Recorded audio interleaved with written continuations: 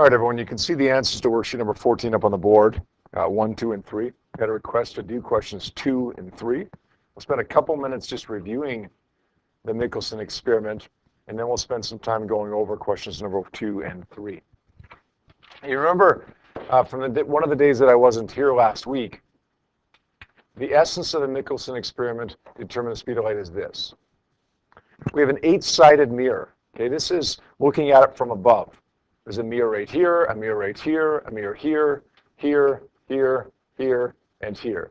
So it's an octagonal shape with a plain flat mirror on each of the sides of that octagonal shape. Now we've got a light source over here.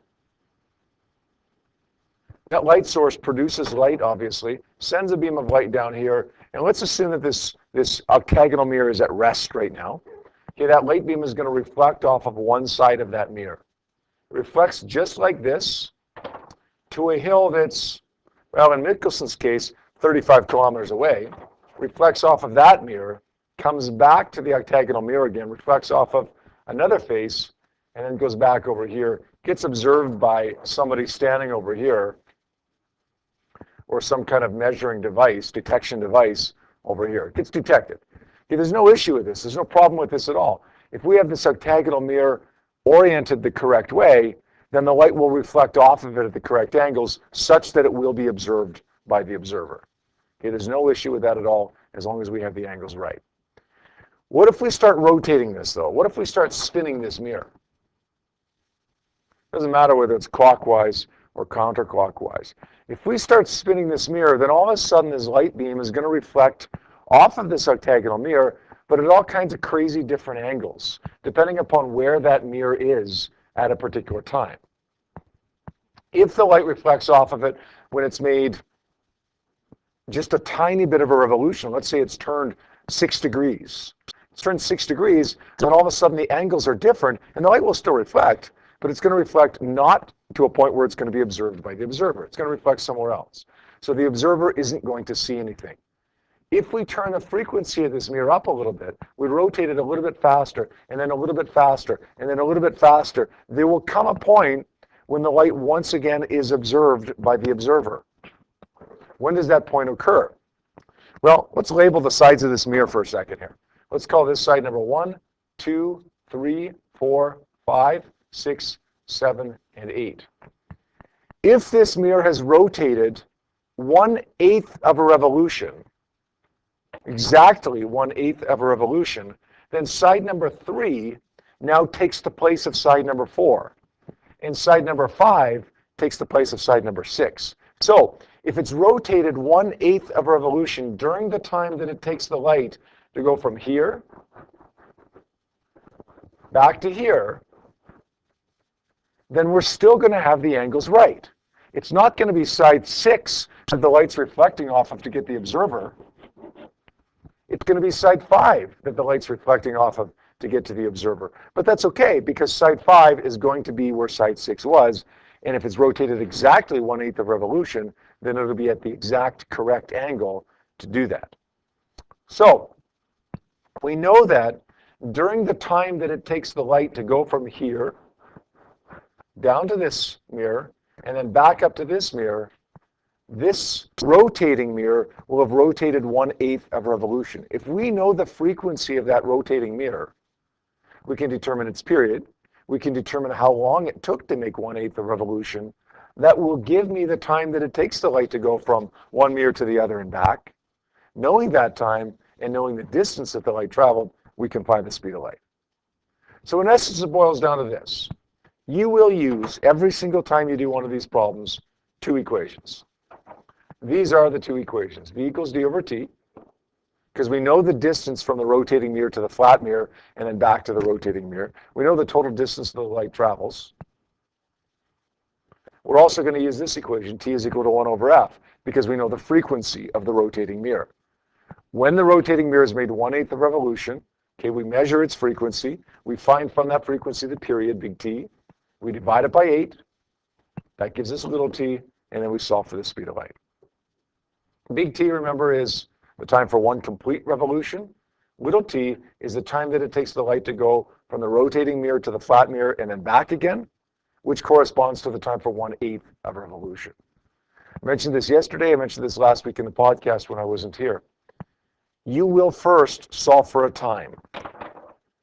Every time you do one of these problems, you'll either solve for a little t or big T first. It will not be the one you want. If you're able to get little t, you're going to need to find big T. If you're able to get big T first, then you're going to need to find little t. Remember the conversion. If you want to go from little t to big T, we're going to multiply by 8. And we get the time for 1/8 of a revolution. To get the time for 1 revolution, we multiply by 8. If you go from big T to little t, then we're going to divide by 8. You're going to have to do one of those two things in each of the problems, including number 2 and number 3 that you asked me to go over just a minute ago. Once you've got the one you want, plug it into the other equation, solve for what you're looking for. Okay? Let's take a look at question number 2 now on worksheet number 14. It says, Michelson used an 8-sided mirror to measure the speed of light. If the mirror was rotating at 1.87 times 10 to the 6 revolutions per hour, okay, that's going to be a frequency, right? 1.87 times 10 to the 6 revolutions per hour. We want to convert that, though, to revolutions per second, or hertz. The two hills are 35 kilometers apart. What did Michelson determine the speed of light to be? What's my distance here? It's not 35 kilometers. It's 70 kilometers, right? 70 kilometers, which we're going to want to convert that as well to meters. This is the easy one. 70 kilometers is 70,000 meters. How do we convert revolutions per hour to revolutions per second? How many seconds in an hour? 3,600. So it's either going to be multiply or divide, right? Which one is it? Yeah, we're going to divide by 3,600 because in the end, we're going to have less revolutions in a second than we're going to have in an hour. So we need a smaller number than this. So let's take that 1.87 times 10 to the 6 revolutions per hour, divide by 3,600. What do we get when we do that? 519.4. If you're dealing with a frequency, if you're dealing with a distance that is in the range that Michelson actually used, which was 35 kilometers, maybe you're dealing with 30, maybe you're dealing with 40, maybe you're dealing with 32. If you're dealing with a distance that's in that range, the frequency will work out to be somewhere in that 500, 600 hertz range. So if you end up getting a number for hertz that's way outside of that range, then you've made a mistake somewhere. So it's a nice little check for you, okay? 519 hertz falls nicely in that range. They were pretty confident that that's where we should be at here. And we want to find the speed of light here. The two equations I used to find the speed of light, V equals D over T. T is equal to 1 over F. Remember, little t, time for 1/8 the revolution. Big T, the time for 1 complete revolution. Let's plug in some numbers and see what we can get here. Looking for V. We know what the distance is. It's 70,000 meters. Would you look at that? We want little t, but we don't have it. What did I say always happens? You're going to get a time, but it's never the one you want. So we want little t in order to plug into that first equation, but we're not going to find it here right away. We're going to have to get big T first. Big T is 1 over F. 1 over 519.4 hertz. 0.001925. 0.001925 seconds. That's the period that corresponds to the time for 1 complete revolution. What do we do with that now? Divide it by 8. Let's get the time for 1/8 of revolution. Let's divide that by 8. What do we get then?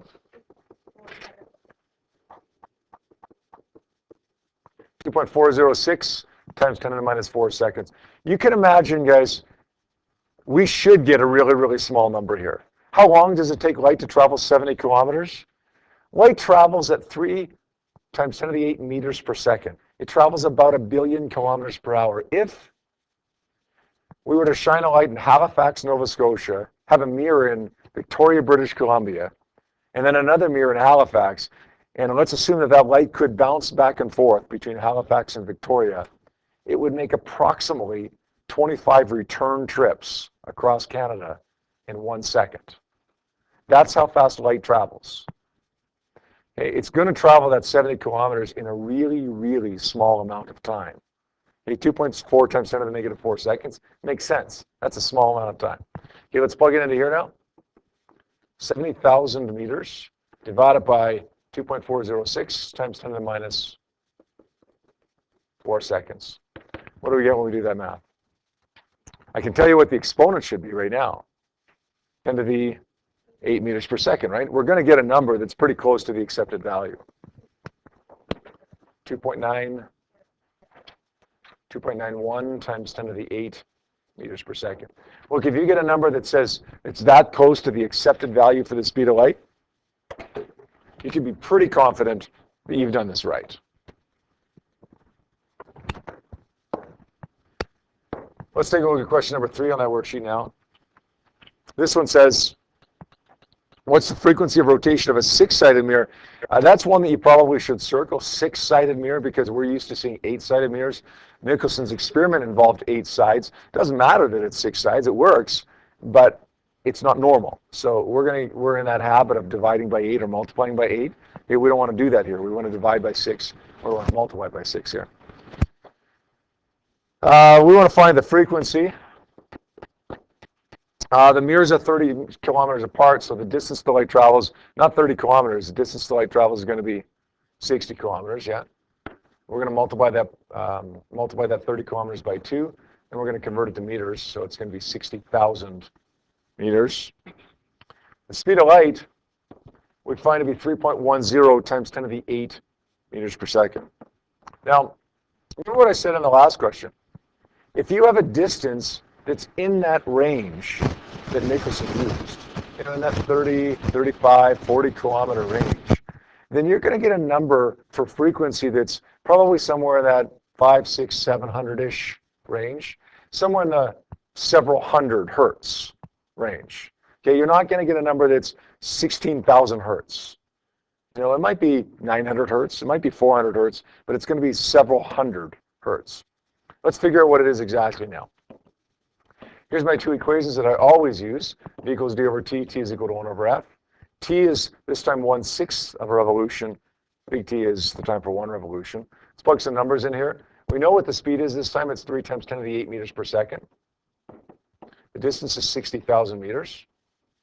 This time we're able to solve for little t. But funny enough, if we're looking for frequency, little t isn't what we want. Big T is what we want. Remember what we said?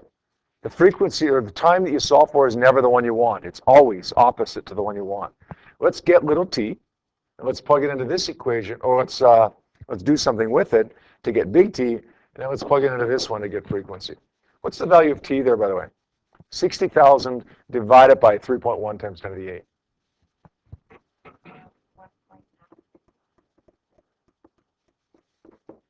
Times 10 to the minus 4 seconds.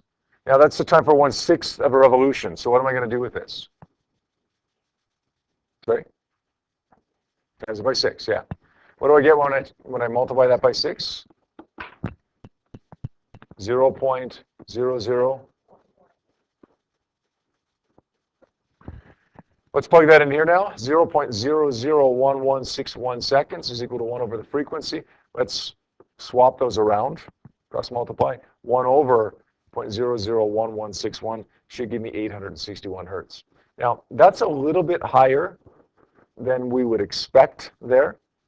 Remember I said, we should expect, 500, 600, 700, but that's reasonable. The reason that we got a number that's a little bit different than we expected, anybody want to take a quick stab at that? My distance is in that range. My speed of light is in that range. It's a 6-sided mirror, not an 8-sided mirror, right? Sorry, was that what you were going to say? Oh, sorry. That's a 6-sided mirror as opposed to an 8-sided mirror. So what has to happen in order, if it's a 6-sided mirror, it has to spin a little bit faster, right, to get one side of the mirror to replace the other side of the mirror. Okay. All right.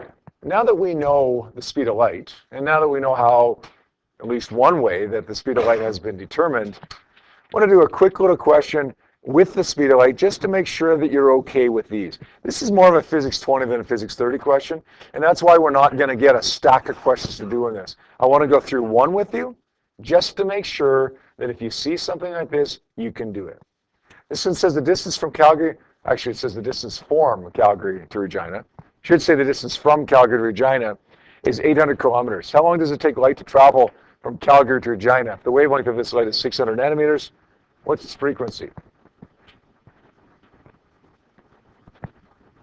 Well, the distance that we have here is 600 kilometers, which we're going to convert to meters, which is 600,000 meters. 800, yes, 800. I know it's 800. The first time I drove across Canada, which was 18 and a half years ago when I got this job, driving across Canada by myself.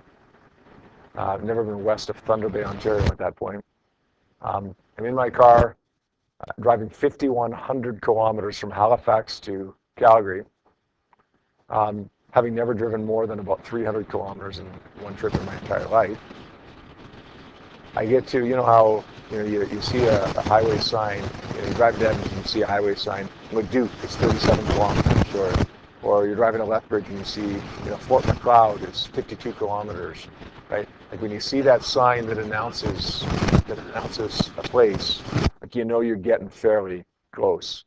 I remember on my 5th day of driving, sometimes 16-hour days driving. It's about noontime. I left Winnipeg in the morning. It's about noontime. I'm just past Regina, and I see this sign on the side of the highway for Calgary, and I'm thinking, I must be getting close. But then it says Calgary, 800 kilometers. That's a little depressing on your 5th day of driving, 15 hours a day. So I know Calgary is 800 kilometers away from Regina because I still remember very, very clearly seeing that sign and the depression that mounted after seeing that sign. It is 800 kilometers away or 800,000 meters away. We know the wavelength of the light is 600 nanometers, which is 600 times 10 to the minus 9 meters. We want to find the time that it takes the light to travel that far, and we also want to find the frequency of the light. While we're at it, let's identify the type of light that it is. Okay, not the color necessarily, but let's identify whether it's visible light or whether it's infrared or ultraviolet, because light is any part of the electromagnetic spectrum. Let's get to time first. Any ideas as to how we might find the time here that it takes light to travel from Regina to Calgary? It takes you about 8 hours in your car. How long does it take the light coming from a flashlight, assuming that it would go that far? Look at these v equals d over t, yeah. We've got v, right? V is equal to 3 times 10 to the 8 meters per second. We're just going to rearrange this equation. Say the distance is 800,000 meters. And we divide that by 3 times 10 to the 8 meters per second. What are we going to get there? 8 divided by 3 is 2.667. 2.67 times 10 to the, what is it? 2.67 times 10 to the minus 3 seconds. So it might take you 8 hours in your car. Light travels a little faster. 2.67 times 10 to the negative 3 seconds. How are we going to find the frequency?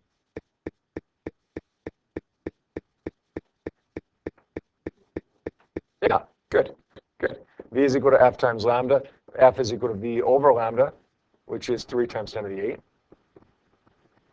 Divided by 600 times 10 to the minus 9. We do that math, that's going to work out, I believe, to be 5.00 times 10 to the 14.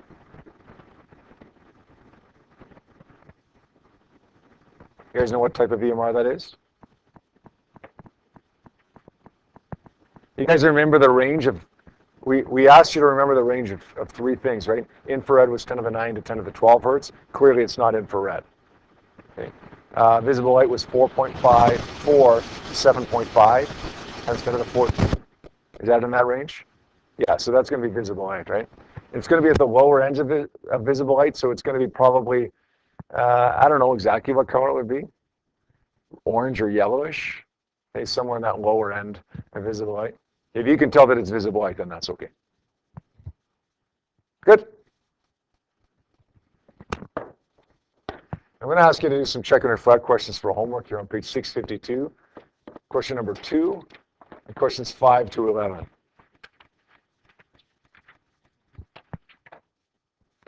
So let's make sure we have those done for tomorrow. Okay, there's some Mickelson questions in there to give you some practice for tomorrow's quiz.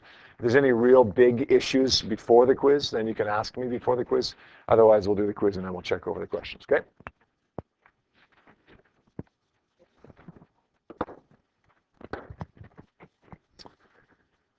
We're going to shift gears a little bit here now to not how light travels, but what happens to light when it hits something.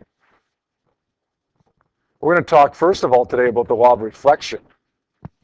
We're going to look at flat mirrors, how light reflects off of flat mirrors or flat surfaces, and then we're going to take a look at curved mirrors, how light reflects off of concave or convex mirrors.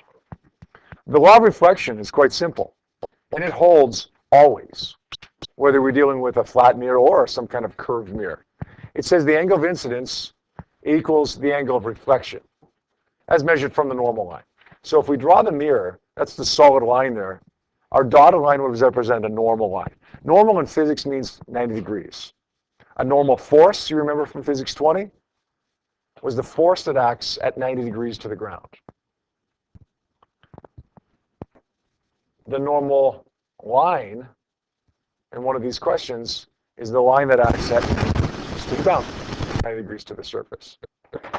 If we draw an incident ray of light, let's call this theta 1, measured from the normal line to the incident ray, then it's going to bounce off of that boundary like this.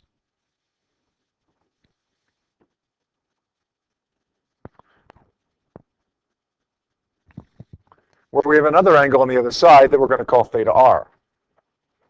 We know that theta I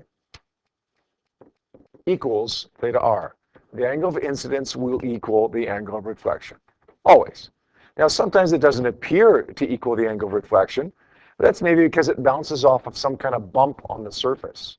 If it bounces off a bump on the surface, then although the angle of reflection will still equal the angle of incidence, it looks like it doesn't because we can't see exactly what the angle of incidence is. The bump may be microscopic, and that may change the angle of incidence to the point where we can't really tell exactly what it is. This law always holds. It works with light. It also works with waves that we talked about last year. Right? This is the first time you've seen this law. It's just the first time you've seen it in the context of light. Now I'm going to give you two relatively quick, straightforward problems that involve the law of reflection. The first one is ridiculously easy. If you ever get a question like this on the test, be grateful. What's the angle of reflection here? What's the angle of incidence? 48 degrees. What's the angle of reflection? 48 degrees. Done. Now, this one's a little bit harder. Let's assume that this is a 90-degree angle. That should be labeled there. What's the angle of reflection off of the second mirror? Well, we know the angle of reflection off of the first mirror is 55 degrees. Well, then it's going to bounce off of the second mirror right here. What's this angle right here? Well, that's 55 degrees. This is going to be 90 because these two surfaces are 90 degrees.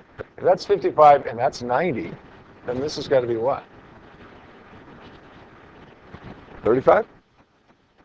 The angles inside a triangle have to add up to give me what?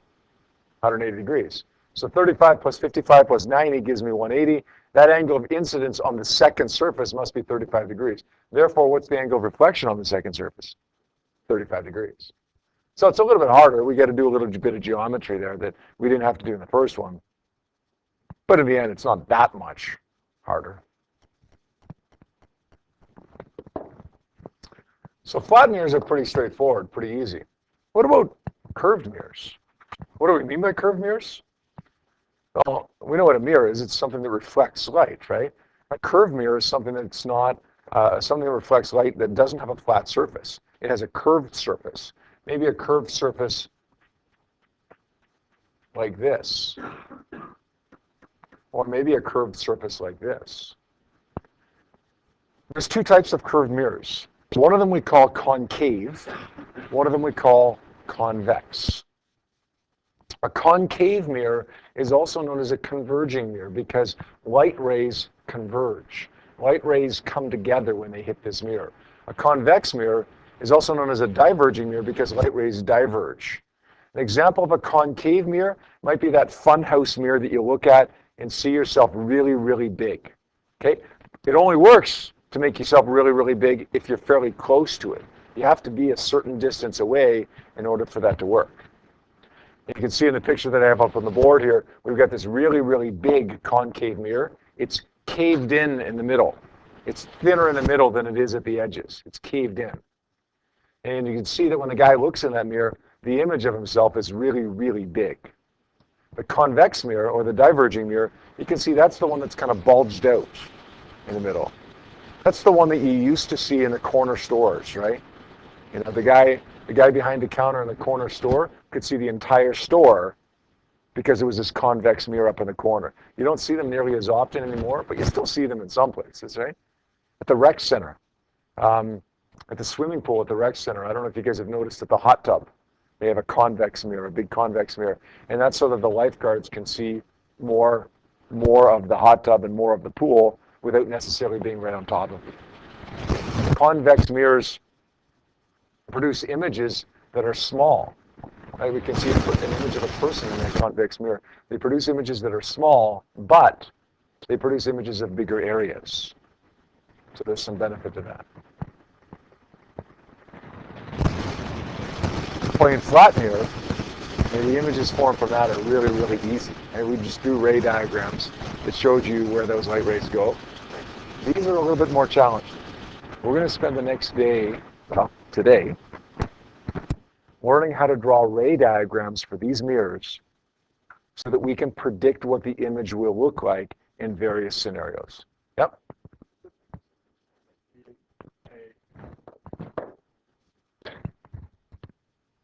You see up on the board right now is a diagram of a converging mirror. And there's a few things labeled on that diagram. First of all, we have the object. The object is drawn as an arrow, and we'll always draw it as an arrow because that makes it a nice general thing.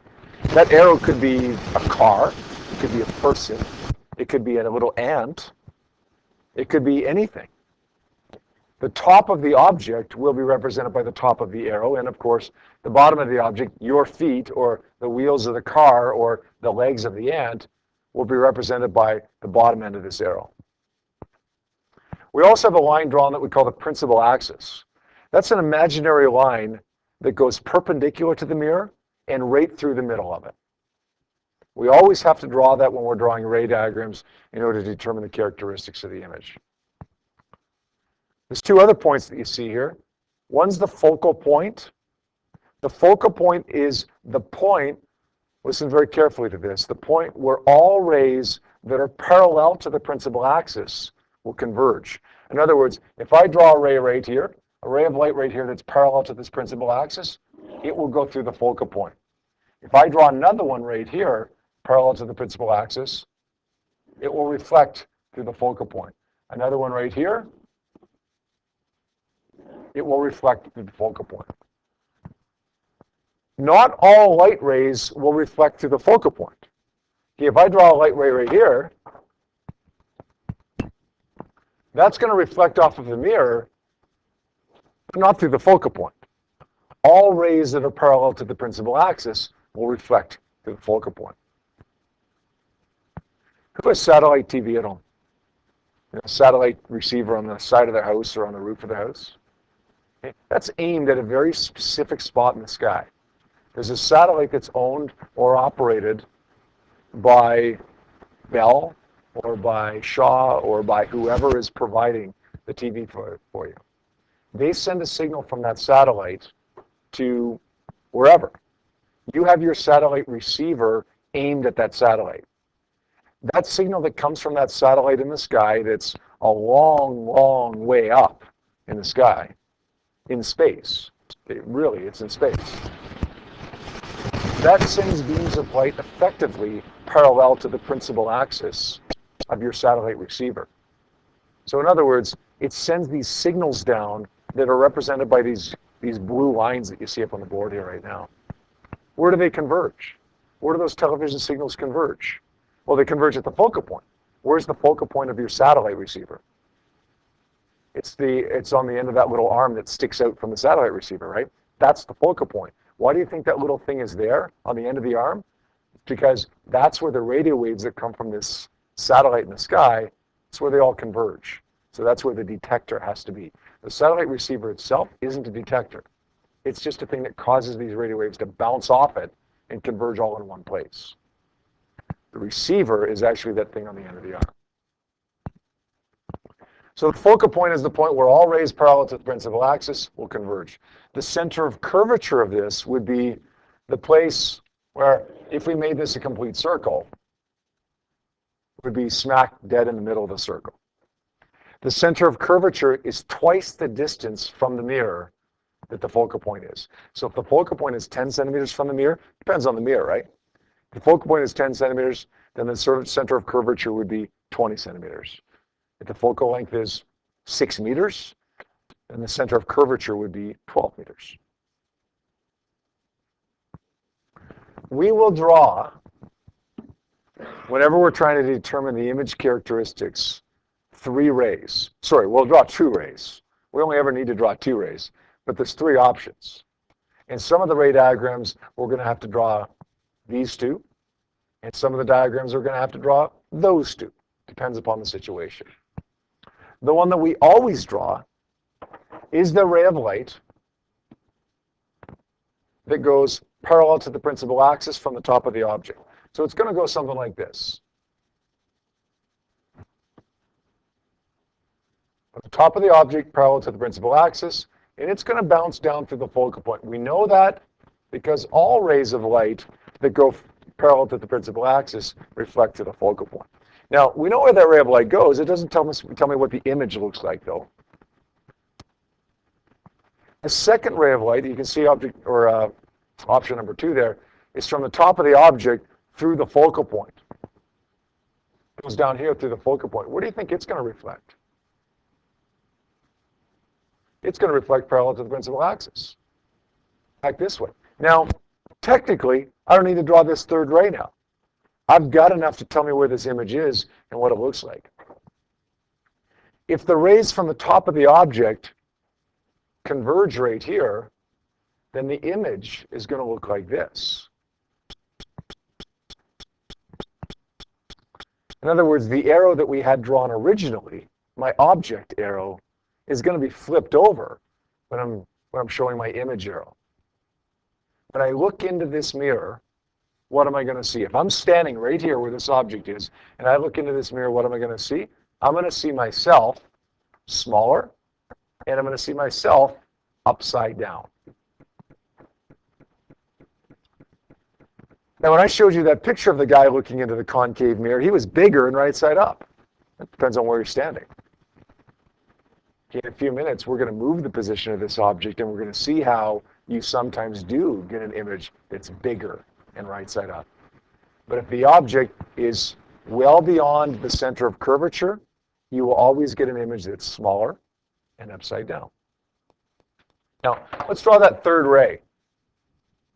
That third ray that we don't really need to draw here, but sometimes we do. So let's draw it just to make sure that it converges at the same place. That third ray says from the top of the object through the center of curvature, it hits the mirror, and then it reflects back along the same path that it just took. So from the top of the object through the center of curvature, hits the mirror. Let's pretend the mirror kept going down there. And then where does it go? Back upon itself. Or does it converge? In the exact same place. So it doesn't really matter in this case which 2 of the 3 rays that I drew. One doesn't work because there's no converging when there's only 1 ray.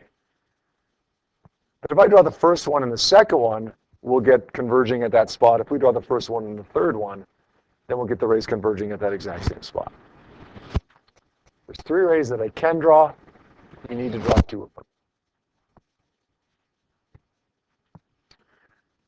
Now, I'd like to identify right now what we call the attributes of this image, the characteristics of this image, what this image looks like. We talked about two of them already. One is that it's smaller.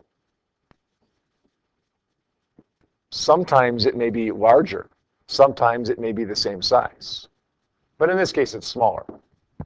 We also know that it's inverted, or you could say upside down, flipped over. Sometimes it may be right side up, depends upon the situation. The third one, this is the one that's tricky.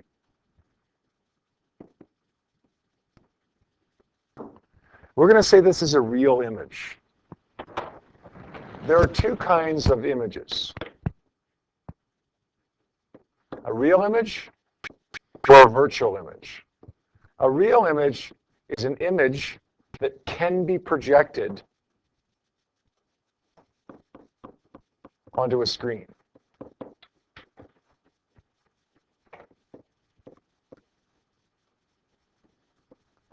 A virtual image cannot be projected onto a screen. In order to see a virtual image, you've got to physically look into the mirror to see it. Right now, as you're looking at this image on the board, literally, you're looking at a real image. There's a real image coming from this projector that is projected onto a screen. You could, if you wanted to blind yourself, stand up in front of that projector, look into that projector, and still see an image. But you don't need to. We can project it onto the screen. If it's a virtual image, you've got to look into the projector to see it. Give an example of a virtual image that you see every day, literally every day. I guarantee you've seen one already this morning.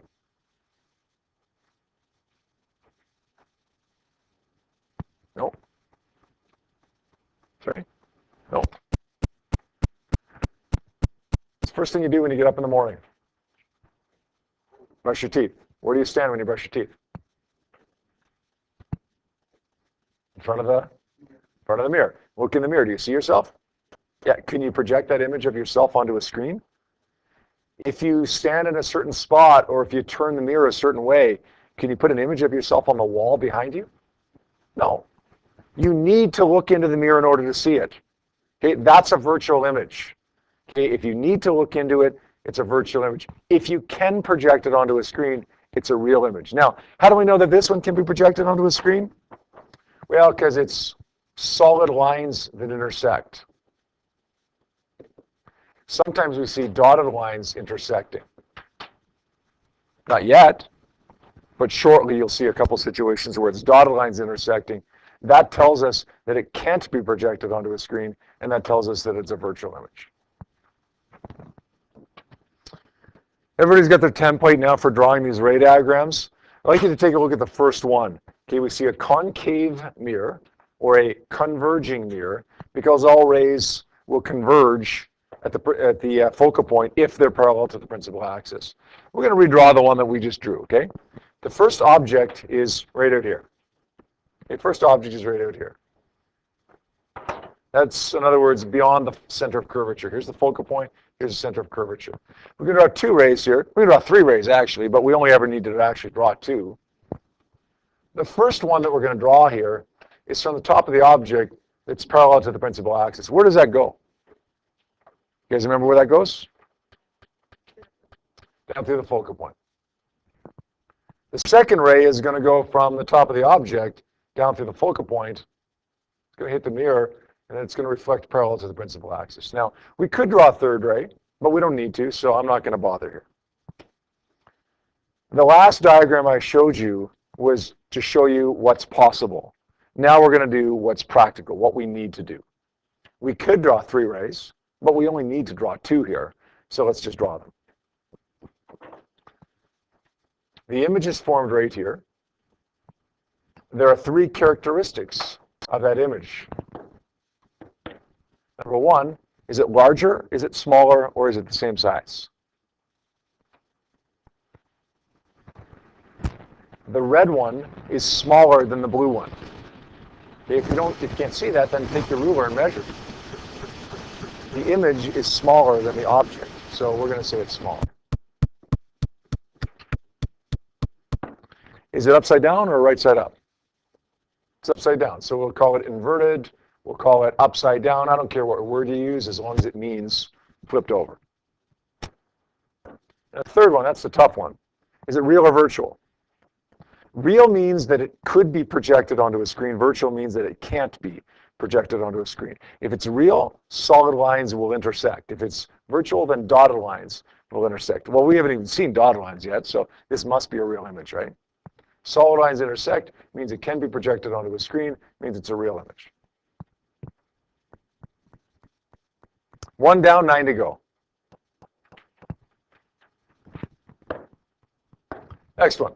This time we're going to put our object right here, right at the center of curvature.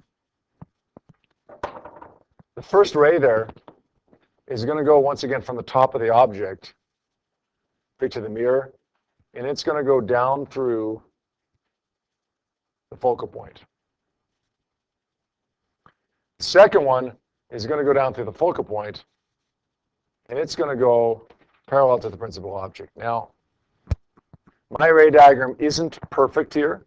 It's probably because of the shape of my mirror. I probably don't have the shape of my mirror drawn perfectly here. If this worked out the way that it was supposed to, then we would find that the image was right below the object. It's close. My diagram just isn't perfect there. If yours works out to be not quite perfect, then kind of fudge it a little bit like I have, so that your image is formed right below your object. Now, the characteristics of this image, if we look at it, is it larger, smaller, or same size? Remember, you're the green person. You're the green man looking into the mirror. What do you see? You see the red image. Is the image that you see, the red one, bigger, smaller, or same size relative to yourself, relative to the actual object? Same size.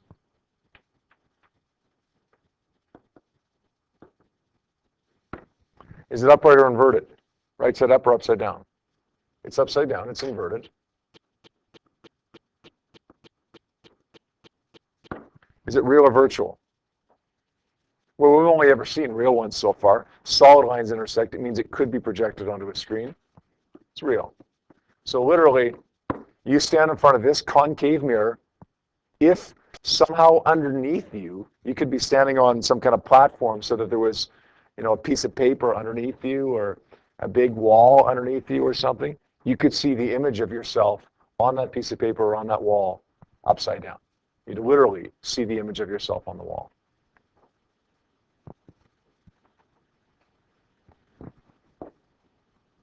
Next, this time, let's draw our object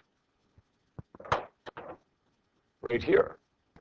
This is in between F and the center of curvature. The first ray of light that I'm going to draw is from the top of the object, reflects down through the focal point. And the second ray is going to go from the top of the object through the focal point. Even if it doesn't actually hit the mirror, just pretend it does. Reflects back parallel to the principal axis.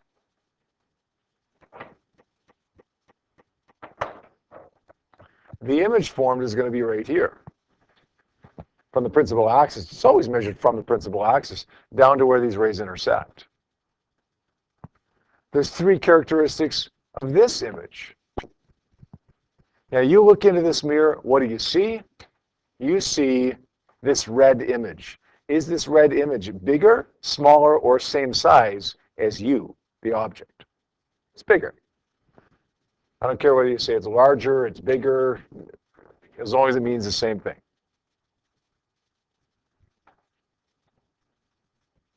Sometimes your textbook uses a term, when it's smaller, they say diminished. I don't know why they don't just say smaller, but it doesn't matter. It means the same thing. The right side up or upside down? Upside down. I'm going to call it inverted.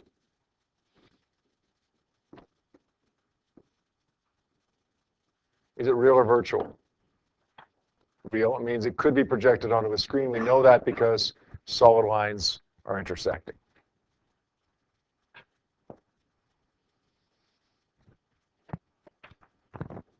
Next one.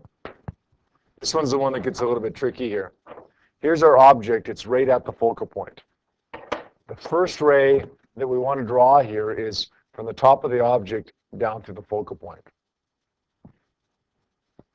The second ray that we want to draw here would be down through the focal point and then parallel to the principal axis.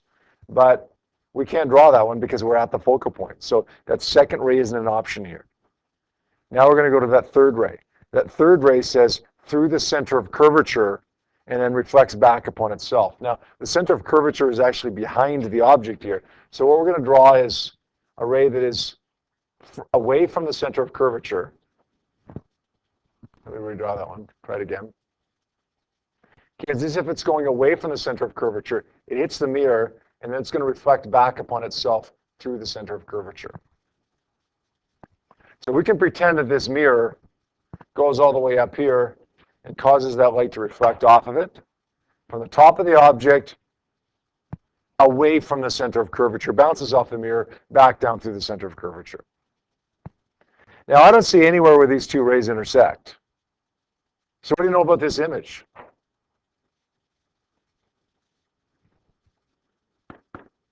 There is none. If you stand right here, just behind the focal point, you will see an image of yourself in this mirror that is larger, inverted, and you could project it onto a screen if you wanted.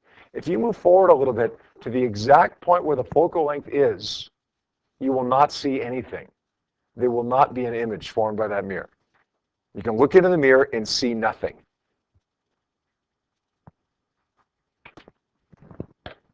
By the way, normally when we don't have lines intersecting like this, we extend them. We extend the reflected portions of them as dotted lines.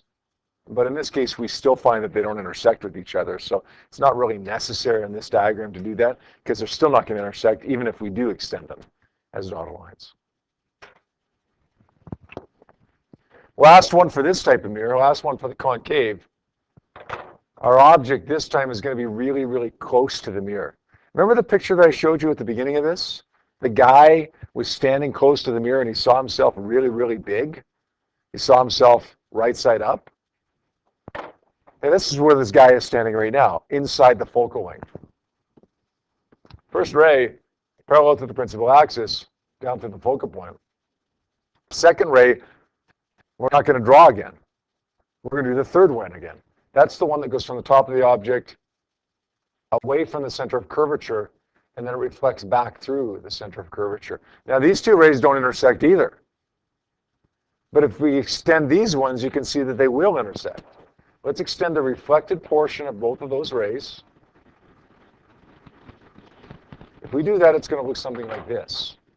The image will be formed over here. That image is larger. The image is right side up or upright, just like it was in that picture that I showed you a few minutes ago of the guy looking into the concave mirror. Is it a real or virtual image? This one's virtual. This one cannot be projected onto a screen. It doesn't mean you can't see it. It just means that you have to look into the mirror to see it. You can't look at a screen and expect to see this image because you can't project this image onto a screen. There are 5 more diagrams, but we're going to draw one of them right now and then ask you to draw the next 4. Because once we draw the first one, you're going to see for convex mirrors, they all end up being the same. You draw the first one, the next one, the next one, the next one, the next one, we do exactly the same thing. Here's our convex mirror. Let's put our object way out here. Put our object beyond twice the focal length. That first ray of light is going to go from the top of the object parallel to the principal axis. Now, this is a convex mirror. That means that rays of light don't converge at the focal point.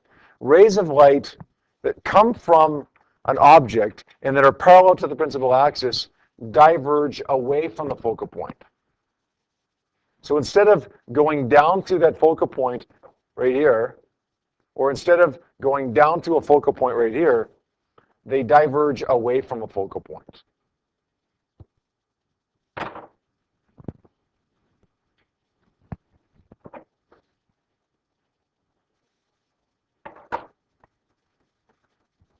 So first ray, parallel to the principal axis, it reflects away from the focal point. Make sure when you put your ruler down on your paper, make sure that you put your ruler down so that it intersects with this point and with this point, and then you want to draw your line away from the mirror, making sure it touches both of those points, because it's got to go away from that focal point. The second ray that we're going to draw, always the same for these convex ones. It's going to go from the top of the object as if it's going toward the focal point. Now, it can't really make it to the focal point. Why not? There's a mirror in the way. The light reflects off of the mirror, but it's going towards the focal point. Where do you think it's going to reflect? Where? Nope, not down. Up? Nope, not up. Parallel to the principal axis.